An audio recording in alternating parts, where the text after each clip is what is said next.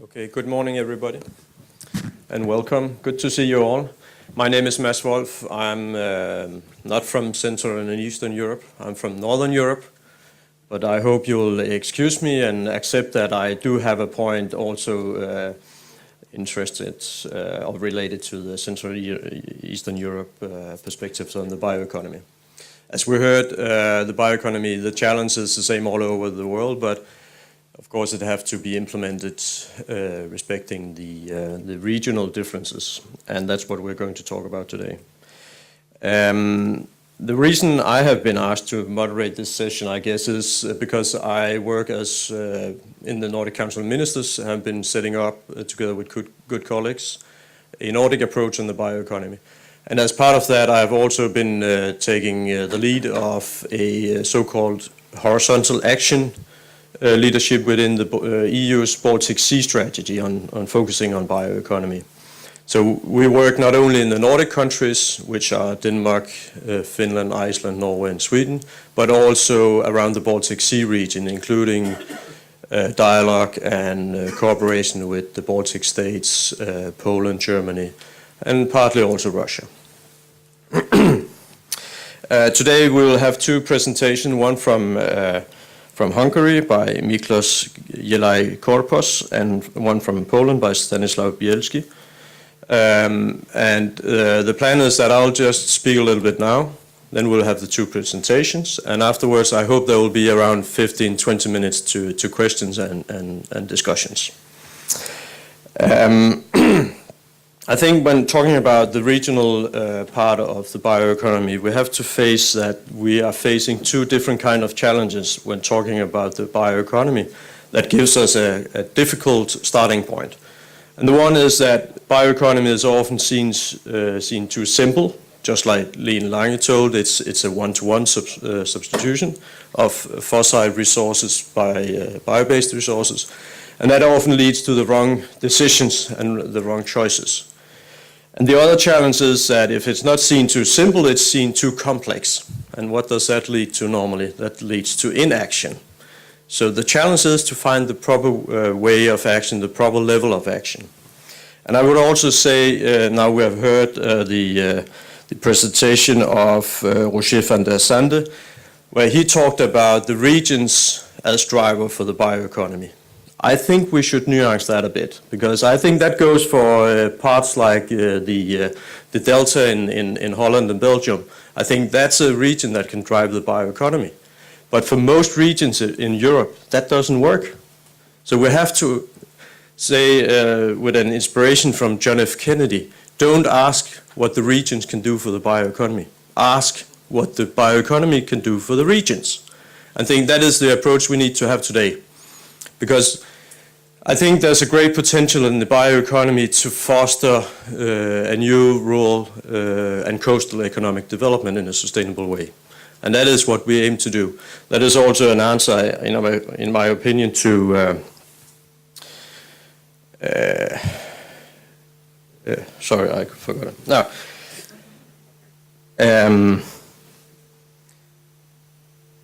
well, I completely lost it. I'll get back to that later on. So, another point is that we'll have to look at the value creation in the bioeconomy as opposite to the value creation in the fossil economy. The fossil economy has a value creation that is very low in the local, rural, coastal areas and very high in the urban areas and the central areas. I think we need to use the bioeconomy as a driver for increasing the local value creation, to create more jobs, to create more sustainable development, and to engage civil society. That is one of the overall problems we are facing, and the question for the session today is also how can we move forward with the bioeconomy? How can we actually engage politicians? I think if we're not asking the right questions, we'll not engage the politicians. We'll not engage the policymakers, the local business people, and so on. Therefore, we need to focus on how we can use the bioeconomy to create new jobs and local development.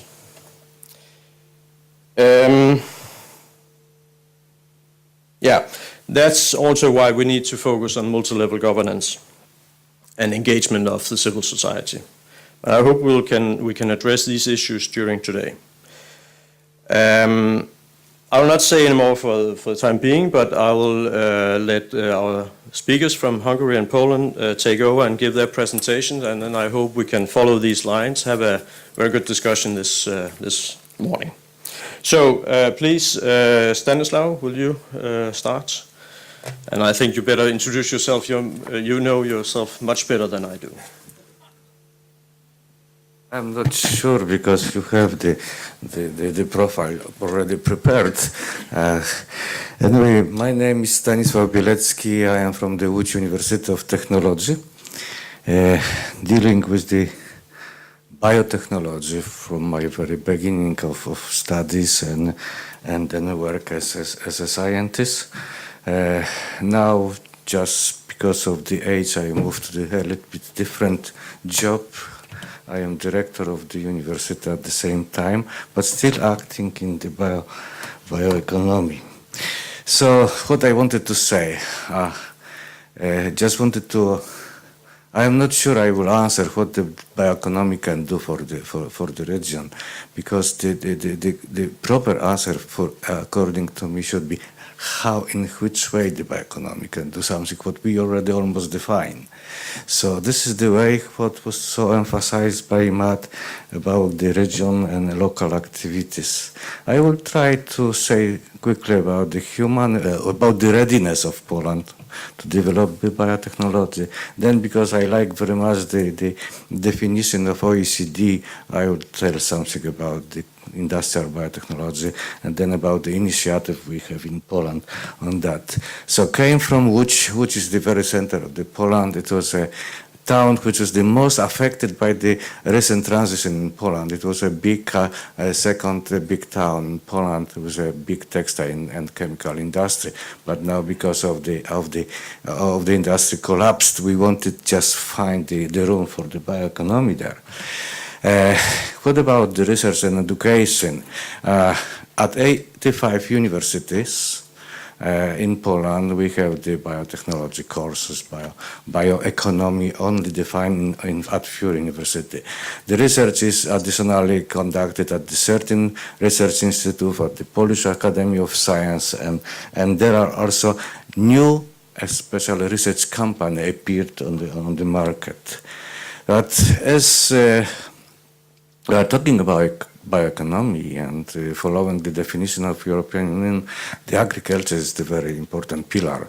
So almost 60% of Polish territorium is the cultivated land. We produce a lot of cereals, potatoes, sugar beets, and so on. So this is a quite developed, let's say, sector. What is the Polish food industry? Polish food industry is just 22% of the total industrial sold in Poland. What is important, maybe, look at the gross value added. So from the agriculture, from the industries, the gross value added is higher than in mining industry, in car manufacturing, in fuel and petrochemical industry, and in electronics and computer manufacturing. Probably there will be different in different regions, such situation, but we have such situation in Poland.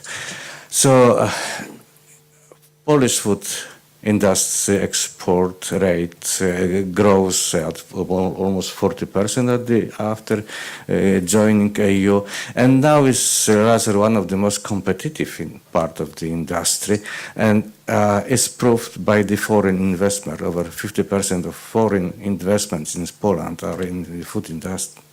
But what are the factors limiting the use the biomass? We are talking, we released the paper recently about the biomass. So what is the main factor limiting the increased biomass production in Poland? First is just the soil degradation. As you know, to have a proper soil, there should be at least 1.7% of the organic matter there. Look at the map. There is only not few percent of the soil with it means a well-cultivated soil. Then is degradation, acidity. In Poland is the highest in Europe, acidity of the soil. So it is decreasing of agricultural productivity. Then climatic water balance is the worst in Poland, in Europe, just after Malta. So looking at the let's say the basement to produce the biomass for different purposes, we see that the situation with the biomass production in Poland is in next few years will be not so easy. So what about the non-food crops production if the food industry is so good? Significant sustainable yield increase is difficult to achieve due to low soil fertility and water deficit. So that is the message. And the another, because I found that the bioeconomy might be something different than the business, than usual business. No, when we are looking at the business, it's as usual business just now. The farmer's profit from production on non-food crops in Poland is 30 to 50% lower than from growing food crops. So how to say them about the non-food production, the biomass for the fuels or so it's not so easy. So if we do not have the biomass, we wanted to have the bioeconomy, we should have to use the residual biomass. But we produce this residual biomass about 4.5 tons per hectare. But to recover the soil, to reconstitute the soil, we have to add additional 27 tons of biomass. So it is 5 times less than we have just at present, and we could use it for the for the different other products and services. So increase biomass production is not realistic in several years, and why we just focus on different R&D activity in Poland. So preventing the further soil degradation, innovation in that, developing new technology of conversion, secondary biomass, so the waste mainly streams, developing technology of non-agricultural biomass production, of course the mitigating global warming effect on agriculture is everywhere. So what we found, we have to just save the ground for development of biomass, and why we focus on that type of activities. Another source of resources for the bioeconomy are the food forestry. 1/3 of the country are just the forest, and the area increased recently. So you see from the slide, but mainly they are used the wood for production of the products like furniture, flooring, doors, and so on. And the biomass for bioenergy, wood byproducts, pellets. So this is they create some jobs, and there is a very good, let's say, economy with the forestry. And I think that if they will follow the quite modern approach to the forestry and as a source for materials for bioeconomy, that will be quite good. So what the bioeconomy in Poland needs? Just raising the awareness of the need to more comprehensive approach to biological resourcing and creating the proper mechanisms to conducive this rational use of it. There are already some initiatives undertaken to raise the awareness. If I have to stop, please stop. Maybe I have too much.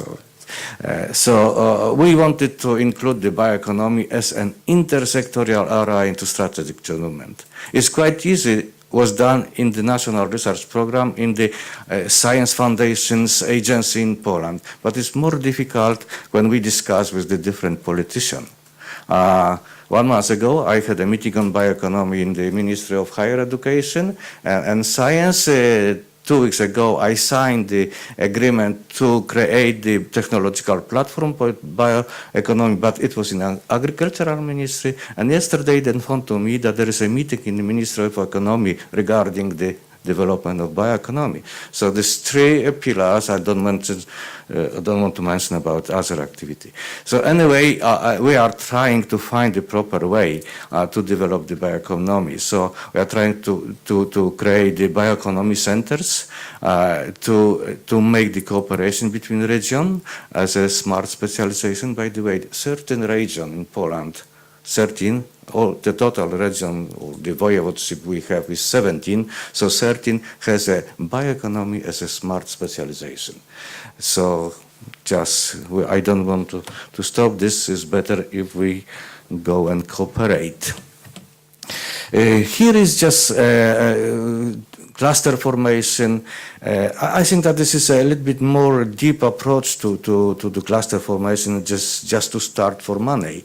And it's just develop the cooperation just between the industry and academia. We need a closer contact between industry and academia. Here is just research, just exam done in my institute about the plant biomass production of nanocellulose, but also the biodegradable copolyester. So we are going to the biomaterials, to plastics very strongly in Poland, especially in Łódź, because we were the center of the chemistry. So this is another example of that. Bioethanol is not a big production, but it's quite good production. Here is the problem a little bit with the waste material from them. We have to develop more advanced biorefineries approach to that, but and also the legal aspect sometimes is not so good for the production of the bioethanol. But we export a lot to the Nordic countries of the bioethanol, by the way. We have 32 plants of biogas and working quite well.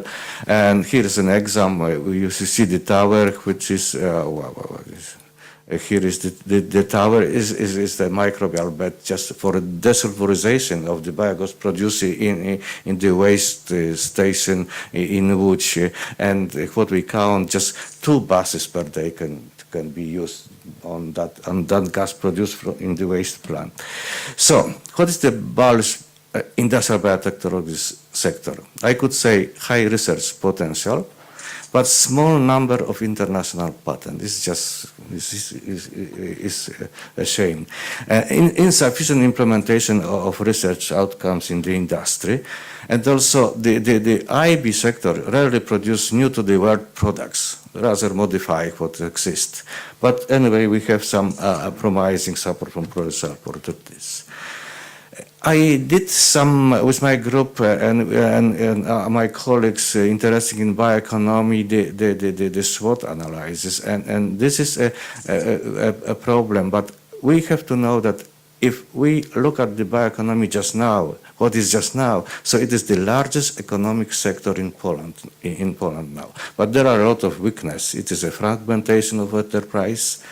Dispersal of the potential research. We have some problems which we have to solve this. And what is the strong expansion of foreign companies? What is maybe I shouldn't say so in United Europe, but anyway, when I look at the local capital and the local quite weak compared with the rich companies, multinationals, so they are quite expanded. Need to improve environmental performance, and sometimes there is a problem there with some legislations. Some acts just are for few years, but in bioeconomy, in agriculture, we have to law which is for the longer period. We have to this. So. But just to develop, I just mentioned very quickly about 2 projects. The biostrateg was informed, you were informed, attending the Dublin meeting about the biostrateg. Now it is about 100 million euro, it is the Polish government gave for that project, and it is more scientific one, but R&D. And another just project which we just wrote recently, created with the industry, with all the Polish platforms involved in different bioeconomy streams, we found there's this new project connected with the Horizon 2020 also, is just for the area we define innovative technology in primary agriculture and forestry. So you notice the problem with soil, new generation fertilizer, but machinery, a lot of work on food, bioplastic, biotechnology in medicine, but based on the natural product, and biorefinery and bioremediation and chemical waste. What about the region? This is the last. We are trying to coordinate the bioeconomy in Poland, organize different conferences, create the consortia. We try to have the bioeconomy center within the roadmap of research infrastructure, but of course we failed that. But anyway, we will fight with the ministry to have such a bioeconomy center at the roadmap for research infrastructure. We built the national scientific park, and because in the leaflet about this conference, it was the bioeconomy as a renaissance of the European industry. It's an example of the renaissance of the building, let's say, because it was before a textile factory. And now, instead of the machine used for the wooing and so on, in this we have at our university lecture rooms, laboratories, so we revitalize that. I think that we will revitalize some of the economical problems by the economy. Thank you very much for your attention. Thank you, Stanislaw. Very interesting and clearly an example of that there's a great potential for the bioeconomy development in the regions. But also an evidence of fragmentation and the need to coordinate and need to create policy coherence between different ministerial areas and between different levels in the governance. So this is very, very good to hear. Just before we move on... No, that's not good. But anyways, before we move on, if there's one or two technical questions to clarify anything, otherwise I think we just move on with Miklos Yarali Korpos that will take us a step further south to Hungary to see the situation there. Okay, thank you very much. First, to start with a personal note, so unluckily I just caught some cold for the period of the conference, so sorry for my voice and that I'm I'm more deaf than usual. So something about me. So I graduated as a bioengineer at the Budapest University of Technology, and after that I obtained my PhD there on second generation bioethanol. After that I went to the public administration in Hungary and worked in the Ministry of National Development in energy policy, renewable energy, and so on. And now I work for a private consultancy that participating in the Climate Kick initiatives, which is a large cross-European initiative focusing on climate change. So this is the content of my presentation. I like to start with the potential in Central Europe, especially in Hungary. Then secondly, attempting to find answers how to develop this potential, and then a few words about a new approach that's coming from the climate kick. So the potential. If we talk about the potential, there are many studies dealing with the biomass availability in Central Europe, and if you take a look at the map, you can see that especially the southern part of Hungary has outstanding potential regarding the byproducts of certain crops. This was a study of the GRC, the Joint Research Center, but there's also another studies. Estimates are that there are like up to 9.5 million tons byproducts available in Hungary, and that's only just the agriculture for different crops. Apart from that, there are also some potential in forestry and also marginal areas available for energy crops. So these are the background and different studies. And last year we prepared a survey and a study about the Hungarian bioeconomy situation that was supported by the Climate Kick. So this study gives an overview about the potential stakeholders and policies with regards to the Hungarian bioeconomy situation. This study is available online. By preparing this study, we carried out some surveys asking stakeholders what they think about what are the barriers, what are the potentials, and how to develop it. So not going through details, just to show some answers. So here the question was, what are the main opportunities for Hungary to become competitive in the European bioeconomy? And as you can see, the most answers say that it's the biomass potential.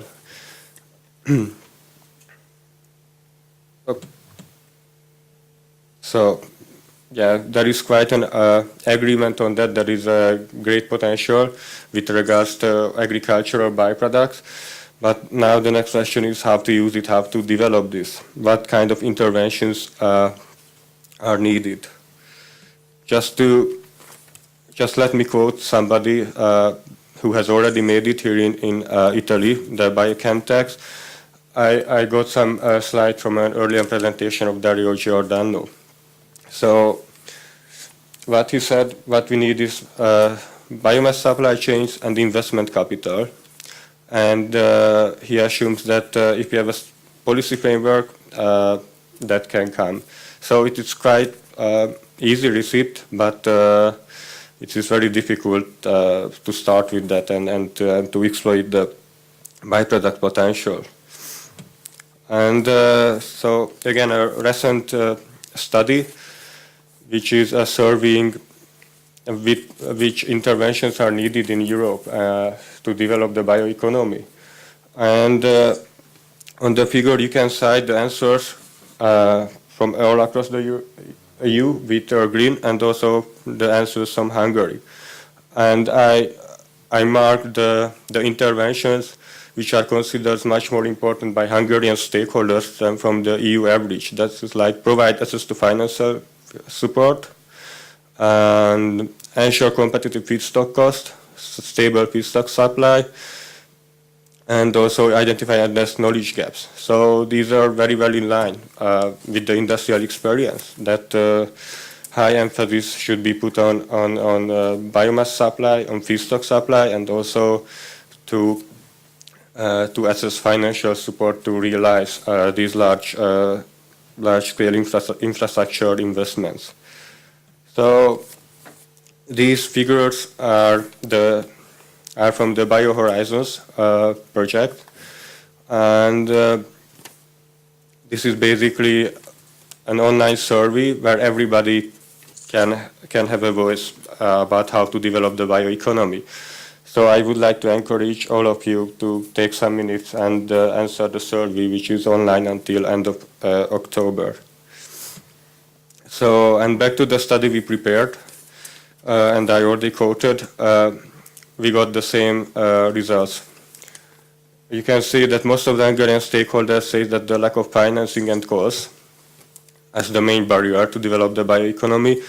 And also on the second is the lack of policy framework. In Hungary, there is no dedicated policy for bioeconomy. And the reason for that is probably that that is the responsibility of many ministries, so not just for one, like energy or something like that, but it's really a lot of ministries involved, like agriculture, industry, environmental protection, and so on. So it's not that easy to develop a coherent bioeconomy policy. So conclusions, what interventions are needed?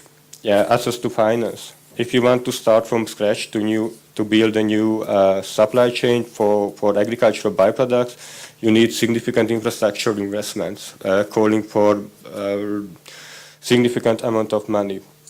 Then what you need Then you need local knowledge to establish these supply chains to secure the feedstock supply and to negotiate with the farmers to have a long-term contract and long-term operation. Thirdly, industry involvement, because you need to know what are the market opportunities, what are the business models to go to the market with your bio-based products. And also, to have a coherent policy framework that provides a vision and also through which you can realize the societal benefits of the bioeconomy. And lastly, about climate kick and its approach on the bioeconomy.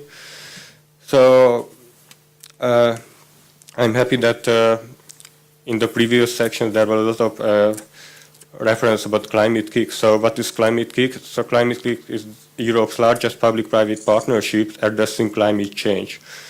So what the vision is to provide the people, the products, and the leadership to address the challenges of global climate change.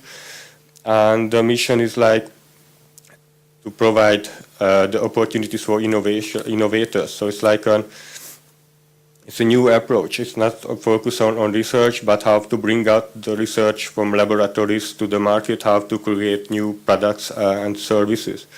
So Climate Kick is like KICs for Knowledge and Innovation Communities. It's a community of more than 250 partners across Europe.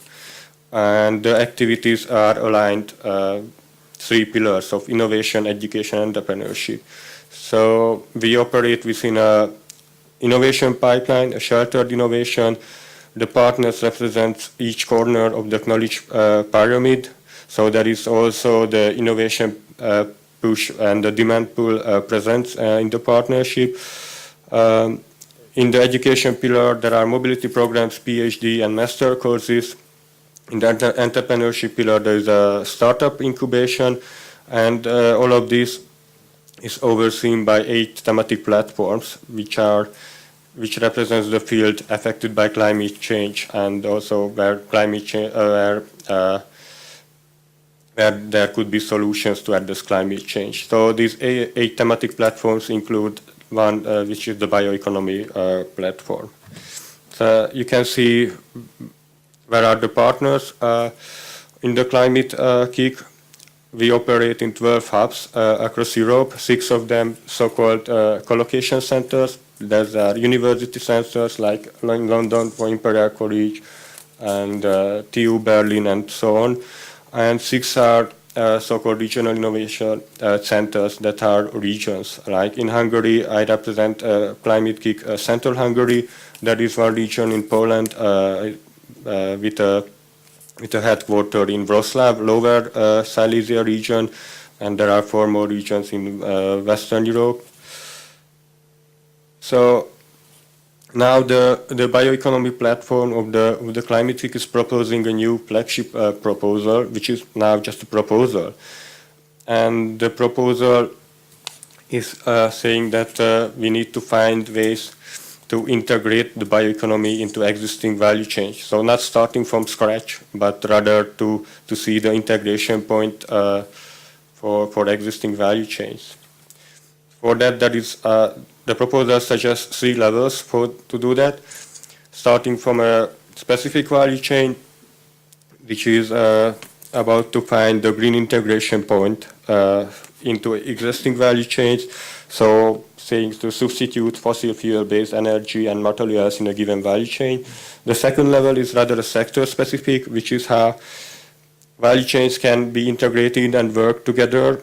And the third level is the economy-wide to realize the societal and economic benefits. And with the relevance of Hungary, I believe this approach could be more successful, because this way the industry also can be involved, and the feedstock supply probably can have a more stable basic. So to finish our presentation, just 2 examples of industry partners operating in this approach. So what do you think? What kind of industry is represented on the pictures? So it's a wastewater treatment plant. It's like really a wastewater treatment plant, which is just like looks like a glass house. It has no odor and it's much more efficient than a usual system. So this is a very good example how to utilize your existing infrastructures to reduce the capital cost and add innovation to an existing system. Because in this way, the feedstock is there, the infrastructure is there, so you need to deal only with the conversion, which is in this case wastewater to clean water. And the second one, yeah, it's similar buildings, but it's for algae production, integrated into, again, wastewater treatment. This is a pilot algae reactor in Budapest. Yeah. So this is just a few examples. Now we are working on to establish more business-to-business cooperation and to reveal similar industries and stories. Of course, not only focusing on wastewater treatment. So thank you very much for your attention. And just I have one more slide, which is to facilitate the discussion in a structured approach based on the so-called STEEP methodology, which is for social, technological, economic, environmental, and political aspect of a topic. And now this is my suggestion for the interventions in the bioeconomy in this structured approach. Thank you very much. Thank you, Miklos. Another evidence of a great potential for bioeconomy in speeding up regional development. And also another evidence that we need to find new kind of solution and new kind of approaches for how to do this. And yesterday we got an inspiration that Dorette provided us by quoting or rephrasing Imagine from John Lennon, and I think we have to take that up again and ask ourselves to imagine what would happen if we did something different. And from that on, the East and Central Europe region and the Baltic Sea region has something in common, that we are both focusing on the challenges regarding the import of protein primarily from South America. The Danube agricultural ministers decided upon the Danube soy declaration. In the Nordic countries and in the Baltic Sea region, we're working on a similar challenge, but with similar solutions, because these regions are different. In the Danube region, it makes sense to produce soybeans. That does only make sense in the southern part of the Baltic Sea region. So we need to find other solutions, but and that's what we're going to work on the coming years. But if you apply the Imagine thing here, then I will go back to the island where I was born, the island of Bornholm, which is a small community, 40,000 inhabitants, declined by 10,000 inhabitants within a period of 20 years, an economy in recession and so on. But they import for the husbandry production every year soy for a value on 100 million Danish crowns, which equals approximately 13.5 million euros. And then the question is, imagine what would happen if we, instead of sending those 13.5 million euros to South America, what would happen if we let them stay on the island, work with innovation and new production and so on? What would that lead to in terms of new workplaces, new economy and so on, and better sustainable solutions? I think that is the thing we had, the hat we had to take on, the Imagine hat today. Imagine what would happen if we did things differently. And I think we have a great potential, as Miklos and Stanislav have shown and demonstrated, but we need to create the imagination. Otherwise, we'll not be able to, I think, address the politicians, the civil society. I think questions like that, imagine what would happen if we did it differently, will enable us to engage politicians on the local level, to engage the civil society, and that will be the key for progress, I think. But I will not say anymore because we are running out of time, so I rather have you intervening, come up with your comments, questions, and so on. So I will give the floor to you. So who will be first? Silence. No one? We have one now. Thank you.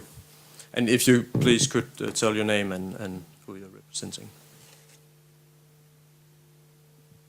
Yeah, Diego Marazza. I think you can hear me without this. Anyway. Well, there's a video on it, so Yeah. a video link, so please use the mic. But I don't think it's working. It works? Okay, sorry. Diego Marazza, University of Bologna. So I have a question for Miklos. In the BioHorizon interventions, it looks there is a big difference between the average, the European average, and Hungary about the feedstock supply. So apparently, you are a big producer of feedstock. You are a big agriculture country. So, but your stakeholders are demanding more feedstock. How can you explain this? I would not say they demand more feedstock. The problem is with the stability of the feedstock supply. So in general and in aggregated level, there are a lot of feedstock, but probably at different farmers. So if you want to have a large-scale biorefinery, you need to negotiate with many farmers and to have a feedstock from large distances. And also it's about the storage, and I guess that's probably there's also a problem with the competing uses, because farmers are probably not interested to sell the wheat straw because they have animals, they use it for feed, for bedding, for other uses. It's not about the volumes of feedstock, it's about how to mobilize the feedstock.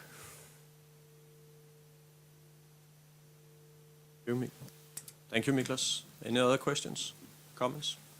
Please, over there.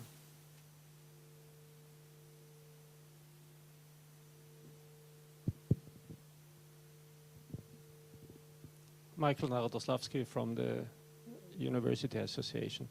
More of a comment. I mean, when we talk about regions, we possibly also talk about sub-national regions. And I think that's more important because that's where the decisions are made. And that brings us, of course, to problems with multi-layered governance. And we have to solve multi-layered governance before we talk about bioeconomy in regions.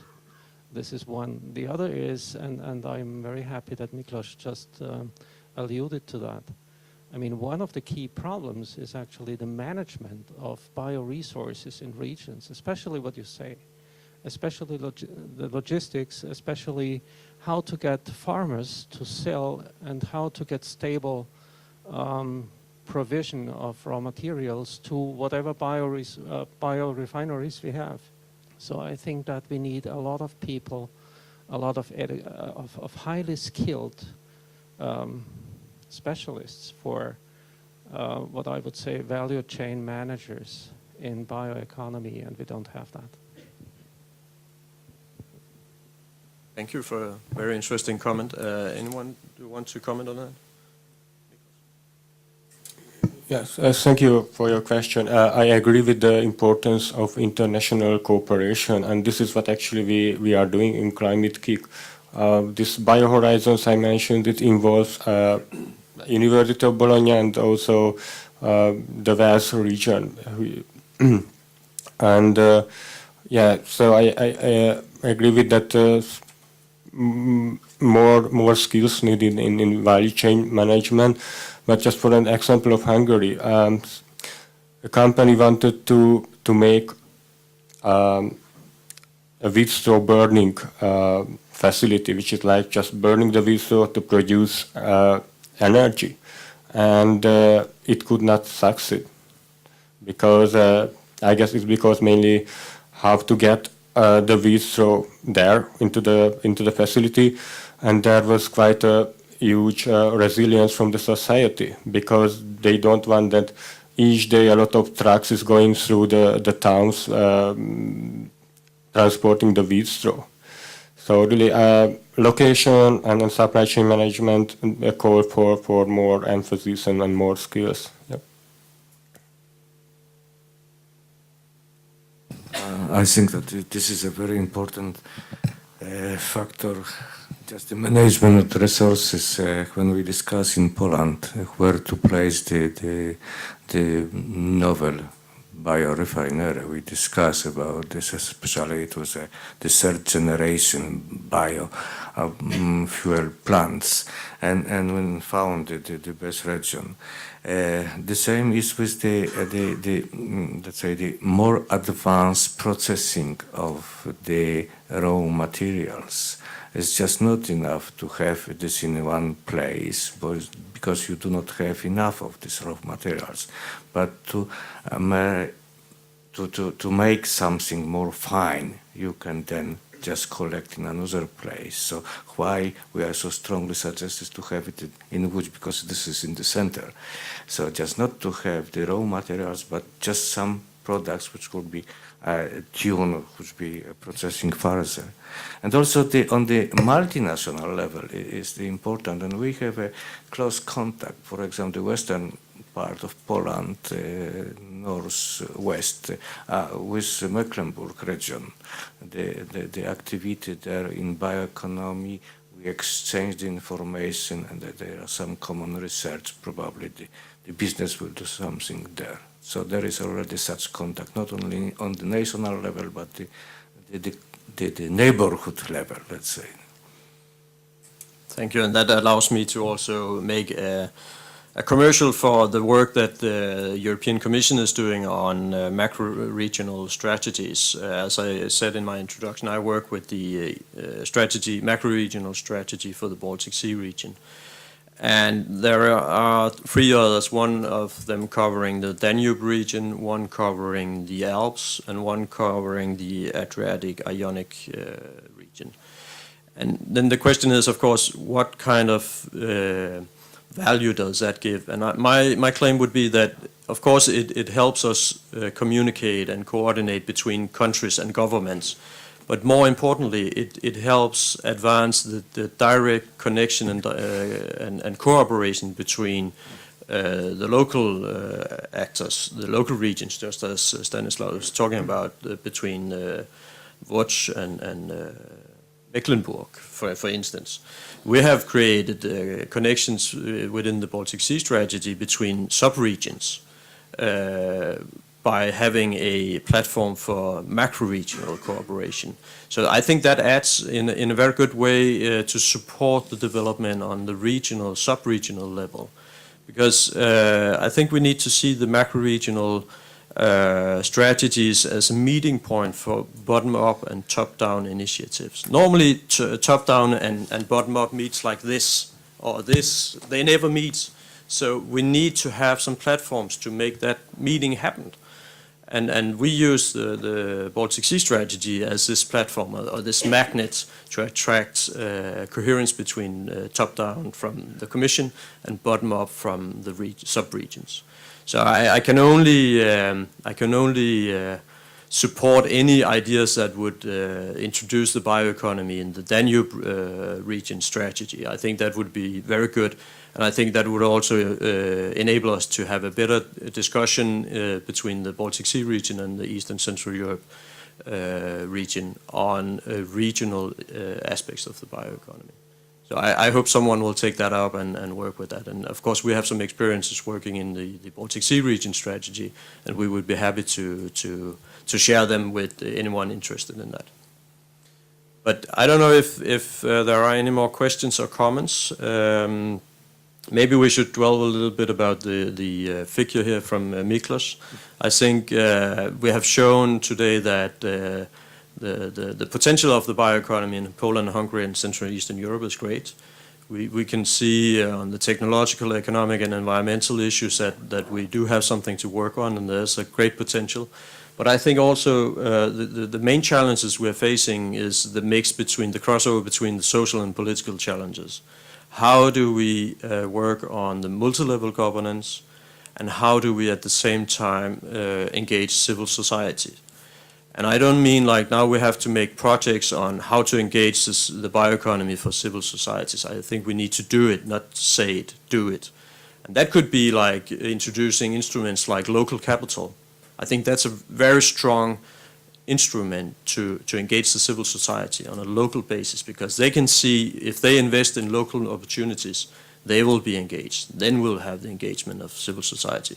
So I don't see it primarily as a funding instrument, but a civil society engagement project instrument. I think that is the kind of things we need to, and that's my thought when I saw this slide from Miklas. But anyone else? We just have a couple of minutes left for final comments. Right, please.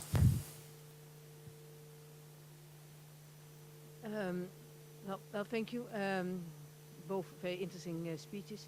If you're looking at this this nice slide, it would be interesting maybe to add a bar regional, and to identify clearly what is needed at the regional level. For instance, logistics, biomass supply, continuous need, all these kind of things. And in fact, they are now more or less missing in this slide. And it could be helpful, maybe, to encourage discussions at all regional levels, to add such a bar with the heading regions, something like that. Thank you. Personally, I like that very much. Yeah. So, Miklas, please do that. I think we have come to an end. Thank you for Miklas and Stanislav for inspiring introductions. There's a great potential, a hope for a good progress where the bioeconomy will drive the development regionally in Eastern Central Europe, not the other way around. Also keep in mind the question from Miklas. He needs some people to look at his survey. And they can find it by looking up the climate kick. Well, I would suggest just to Google BioHorizons, and there were some flyers outside. But the project lead, Ed, is also here, so he can probably give you best advice how to find the survey. Thank you. Let's help each other, and please get back to the survey. Thank you for today, and thank you for all the good sharings during the 2 days in Torino. It has been a pleasure. Thank you.